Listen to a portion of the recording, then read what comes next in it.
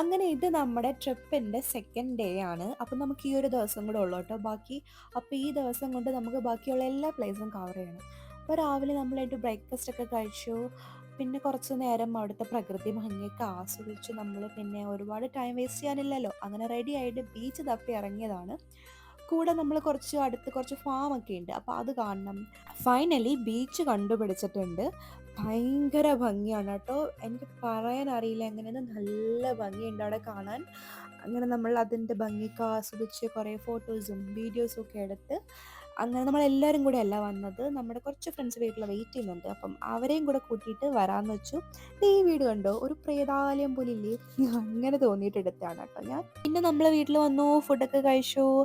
അത് കഴിഞ്ഞിട്ട് ഇതിൻ്റെ അടുത്ത് നല്ല ഭംഗിയുള്ള വേറൊരു ബീച്ച് ഉണ്ട് എന്ന് പറഞ്ഞു. അങ്ങനെ അത് തപ്പി രാത്രി ഇറങ്ങിയിരിക്കുകയാണ് കേട്ടോ നമ്മൾ. നമ്മൾക്ക് ഇനി നാളെ നമുക്ക് തിരിച്ചു പോകണമല്ലോ. അപ്പോൾ പിന്നെ ഇന്ന് തന്നെ പോയി കാണാമെന്ന് വെച്ചു.